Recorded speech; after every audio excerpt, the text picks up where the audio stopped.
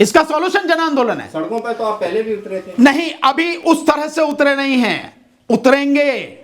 देश की जनता को उतरना पड़ेगा, लड़ना पड़ेगा, तभी देश का संविधान बचेगा, और संविधान बचेगा तो देश की जनता बचेगी, और अगर देश की जनता बचेगी तो उनके अधिकार बच पाएंगे, अन्यथा नहीं कुछ बचेगा।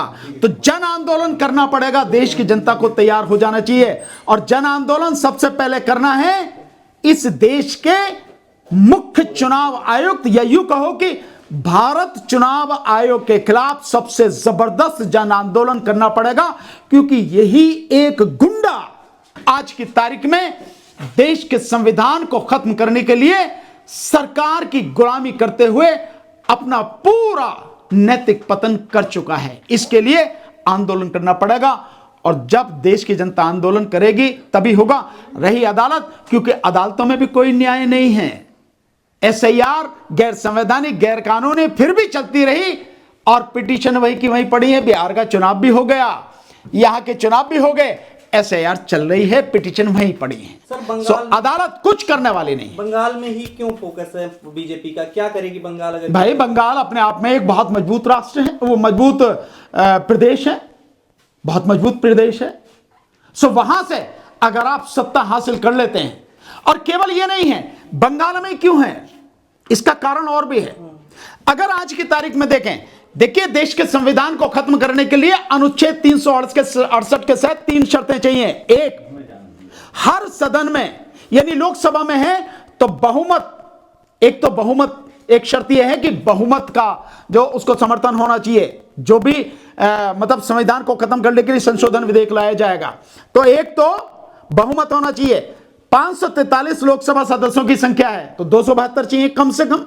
फिर जितने लोग मतदान में हिस्सा लें और जो उपस्थित हों, उनका 2/3 मेजोरिटी समर्थन में होनी चाहिए।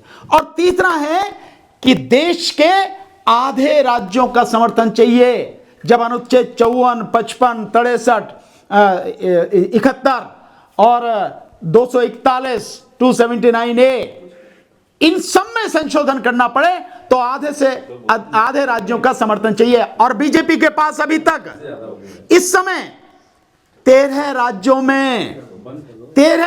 में उनकी सरकार है। अगर पश्चिम बंगाल में आ जाती है तो 14 राज्यों में हो जाएगी। और 14 राज्यों में होने का मतलब यह है कि आधे राज्यों में सरकार हो जाएगी, तो संविधान खत्म होने की स्थिति बहुत नजदीक है। इसलिए पश्चिम बंगाल को कब्जे में करने की सारी साजिश की जा रही है। देखिए, मेरी नजर में बहुत पहले से मैं ये बात कहता रहा हूं, इस देश में अदालतें मर चुकी हैं। जहां एक वोट का महत्व इतना है कि उससे कोई व्यक्ति जीत सकता है और एक वोट से कोई व्यक्ति हार सकता है, उस देश में 27 लाख वोटरों को कितनी आसानी से सुप्रीम कोर्ट कह रही है कि जरूरी नहीं कि इस बार चुनाव में आप वोट दो, अगली बार दे देना।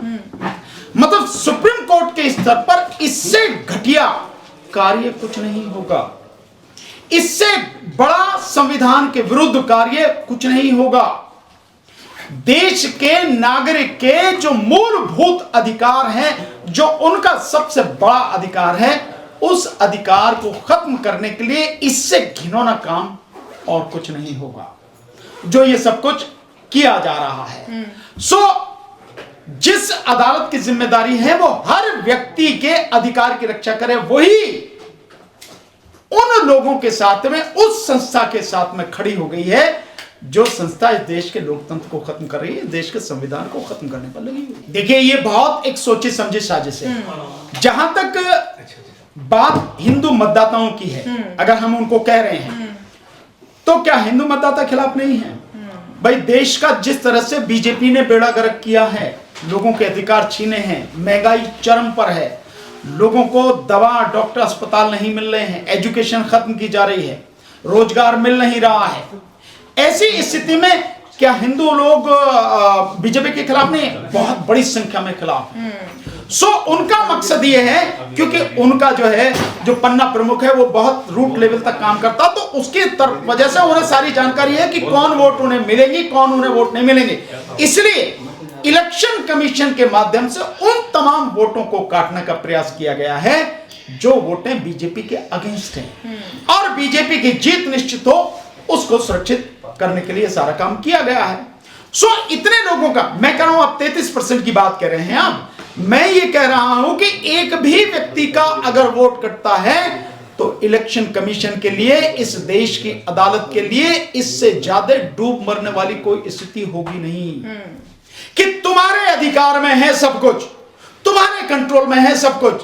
संविधान ने तुम्हें उतनी पावर दी है कि हर व्यक्ति के वोट का, मताधिकार का आप एक तरह से उसकी सुरक्षा करें और उसको मत देने के अधिकार को निश्चित करें आप। लेकिन आप ही कह रहे हैं अरे कोई बात नहीं, चल फिर दलिए, मतलब ये भी इतना साधारण से समझ रहे हैं। एक सरकार जो प्रदेश में बनेगी वो सरकार कैसी होनी चाहिए, ये पूरा अधिकार देश के संविधान ने लोगों को दिया है। और चुनाव पार्टियों का चुनाव नहीं है, चुनाव बेसिकली लोगों का है। लोग चुनते हैं सरकार में कौन आना चाहिए, तो लोगों के लिए मौका है 5 साल में, और लोगों का वो मौका आप छीन रहे हो, उन लोगों से छीन रहे हो, उस जनता से छीन रहे हो जो जनता इस देश में सर्वोपरि है। संविधान से भी ऊपर अगर कोई है तो वो जनता है, और संविधान उस जनता के लिए है, अदालतें उस संविधान और जनता के लिए हैं, सरकार उस जनता के लिए है, इलेक्शन कमीशन की ड्यूटी उस देश की जनता के लिए है। जो बेईमान इलेक्शन कमीशन सरकार की गुलामी करते हुए इस देश के लोगों का अधिकार छीन रहा है।